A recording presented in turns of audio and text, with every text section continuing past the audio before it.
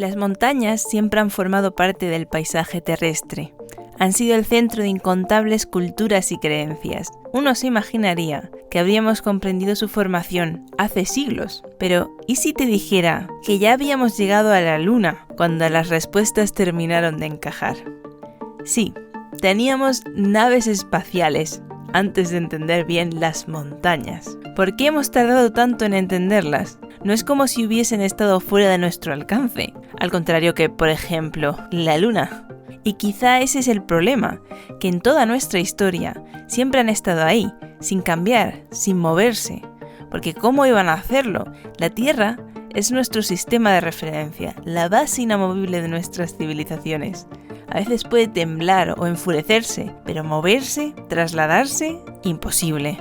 Esta es la historia de cómo los astrónomos de la antigüedad, la evolución de la cartografía y un meteorólogo obsesionado con el Ártico consiguieron convencer al mundo de que el suelo bajo nuestros pies, la tierra firme, nunca deja de moverse. Esta es la historia de cómo descubrimos el origen de las montañas.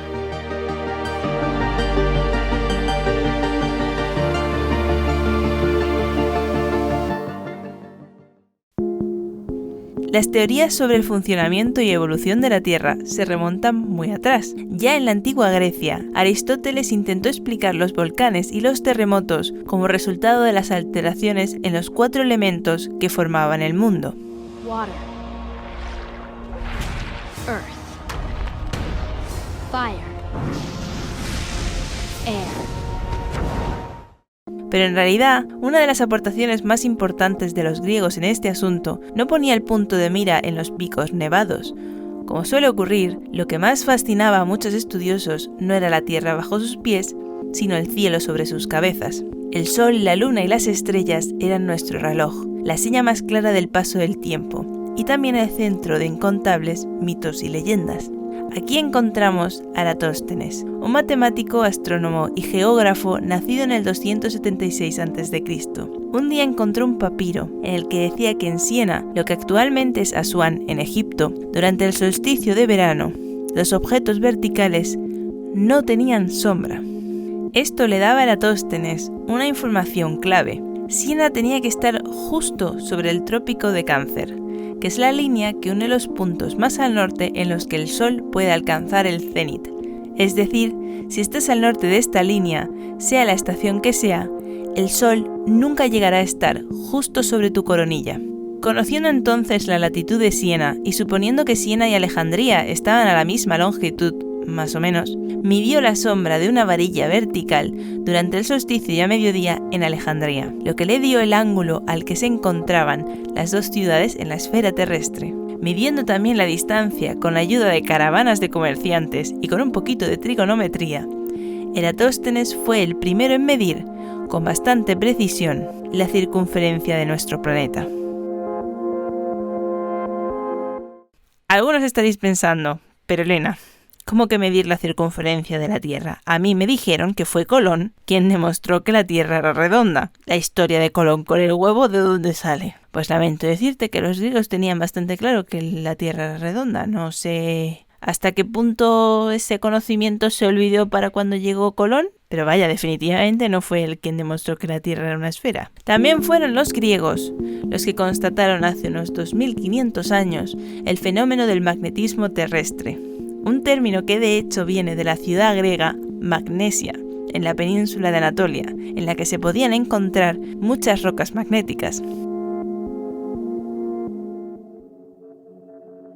Viajando hacia el futuro, nos encontramos a los romanos, los cuales plantearon muchas hipótesis sobre el origen de nuestro planeta y las causas de su relieve. Por ejemplo, el poeta Lucrecio escribió que la Tierra se formó por la decantación de un fango primitivo y que las montañas debían ser las partes más antiguas. Una figura importante en la ciencia de la antigua Roma fue Plinio el Viejo, que escribió Historia Natural, una enciclopedia que sirvió de referente hasta casi el siglo XVII y que fue la base de muchos exploradores occidentales como Marco Polo o Cristóbal Colón. Plinio murió durante la erupción del Vesubio, y su sobrino e hijo adoptivo, Plinio el Joven, que lo presenció, describió en unas cartas esta erupción con tanto detalle que hoy en día ese tipo de erupciones volcánicas se conocen como erupciones plinianas. Con todos estos precedentes e hipótesis entramos al tortuoso terreno de la Edad Media, un periodo en el que en Occidente se toma la costumbre de negar las ideas de la antigüedad clásica en favor de la Iglesia. Esto hace que muchos busquen la explicación de fenómenos naturales en la Biblia. Así, por ejemplo, es como explicaban la presencia de fósiles marinos en tierra firme, con el diluvio universal. En la cultura islámica sí que encontramos mayores avances. El filósofo y médico árabe Avicena desarrolla lo que se conocería más tarde como el ciclo geoestratigráfico, que relacionaba el origen de las montañas con los terremotos y los gases subterráneos. Parece que nos vamos acercando a las respuestas, pero hasta ahora todos los científicos que habían intentado explicar el relieve de la Tierra se cruzaban con un problema que ni siquiera sabían que tenían. Realmente no conocían el aspecto de la Tierra. Sí, Eratóstenes había calculado su tamaño y existían mapas del mundo, como el de Ptolomeo. Sí, el del geocentrismo. Pero no fue hasta el siglo XVI, con el inicio de los viajes transoceánicos, que los mapas no empezaron a completarse y evolucionar.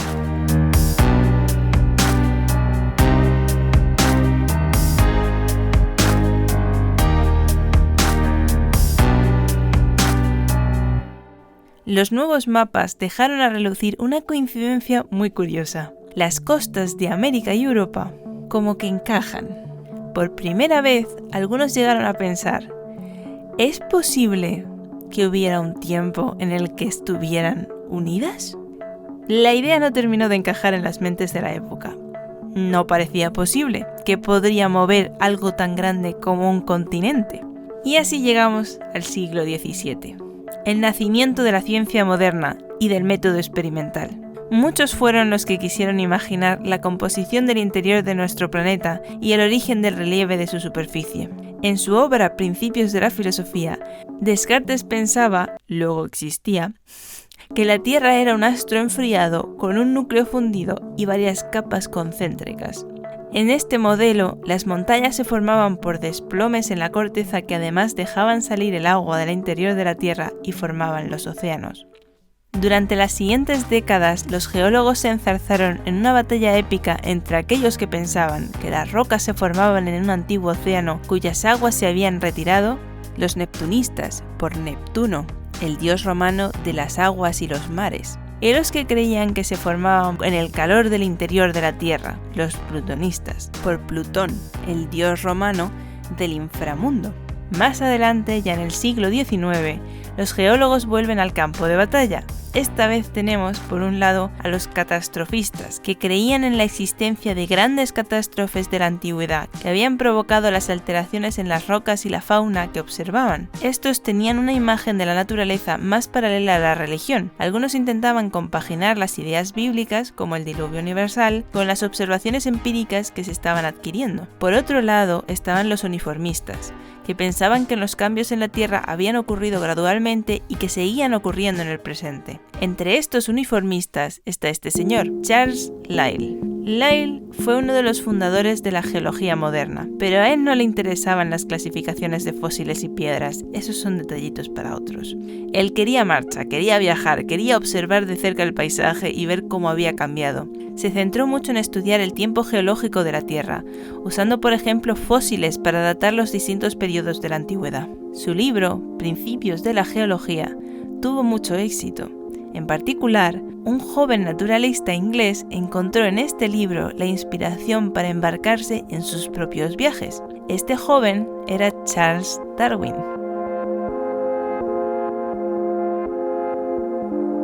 Vale, frenemos un poco. ¿Recuerdas que antes algunos pensaron que América y Europa encajaban? Pues, como dice Stephen King, las buenas ideas siempre vuelven, y este fue el momento en el que ésta lo hizo.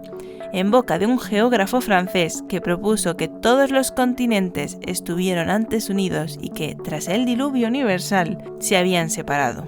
Pero nosotros estábamos hablando de montañas y esta hipótesis ni la menciona. En esta época el relieve lo explicaban con la teoría del geosinclinal. ¿Qué es un geosinclinal?, preguntaréis. La idea era la siguiente. El terreno elevado se erosiona y los sedimentos resultantes se depositan en el fondo del océano. El peso de estos hace que se hunda y forma un geosinclinal, lo que hace que termine rebotando y forme una elevación o geoanticlinal. Esto haría que la Tierra se plegara y se arrugara, formando así el relieve. Y para explicar el origen de estos pliegues y arrugas, muchos ponían la causa en la contracción de la Tierra. Según se ha ido enfriando nuestro planeta, se ha ido encogiendo y arrugando. Con estas teorías, entramos finalmente al siglo XX.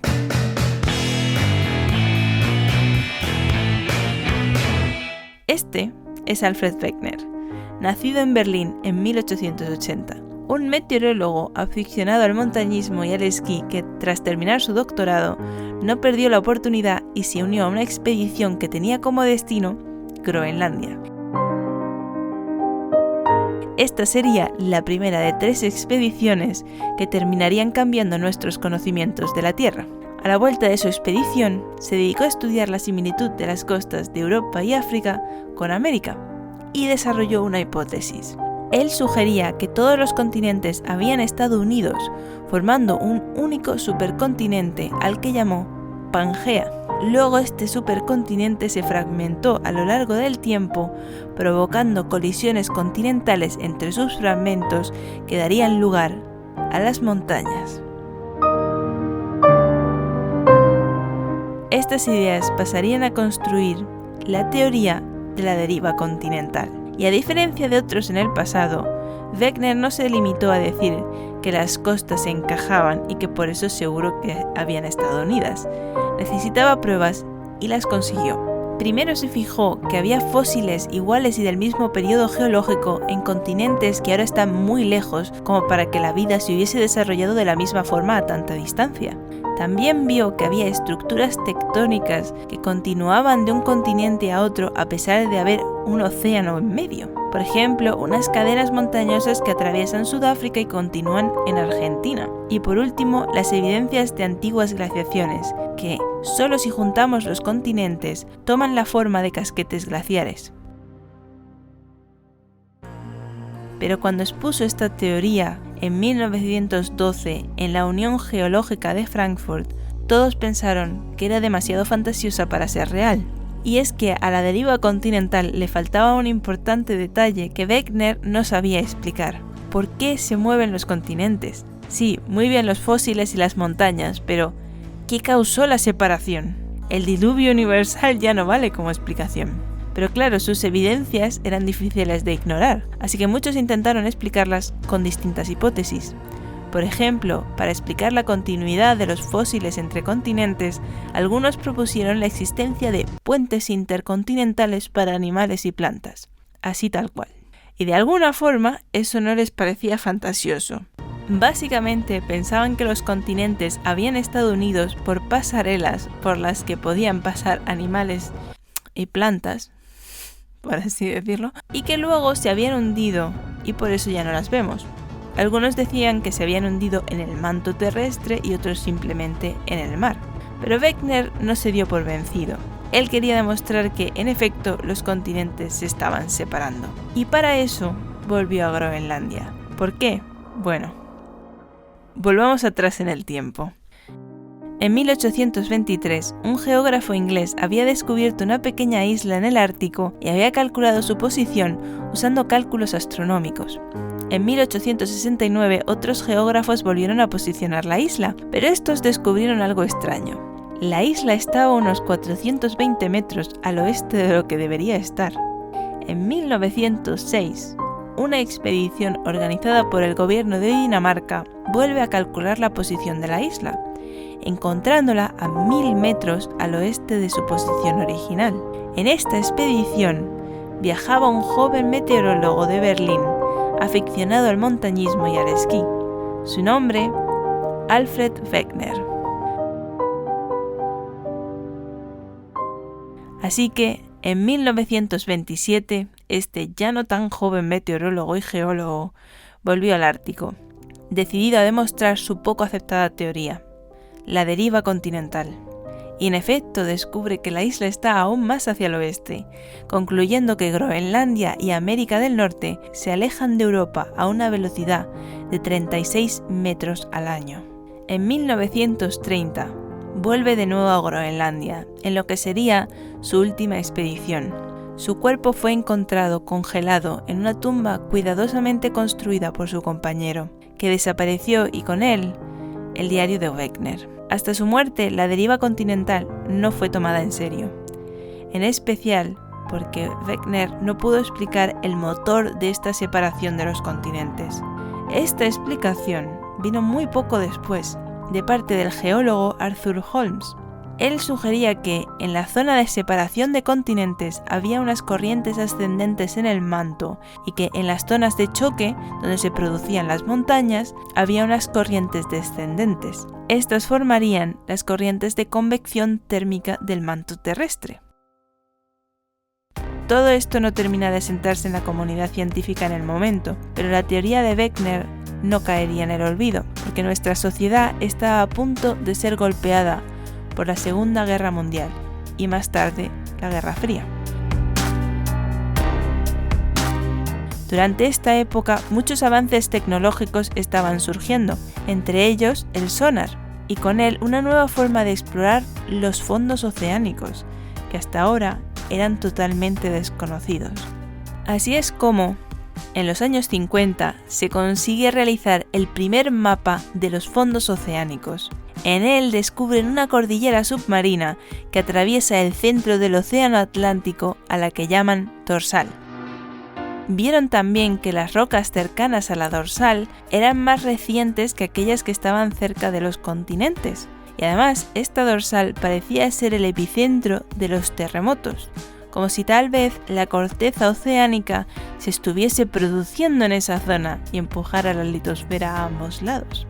En la década de los 60, las evidencias se fueron acumulando y se desarrolló lo que ahora conocemos como la teoría de la tectónica de placas. Una teoría que explica las dinámicas de la litosfera terrestre y que por fin da respuesta a nuestro misterio.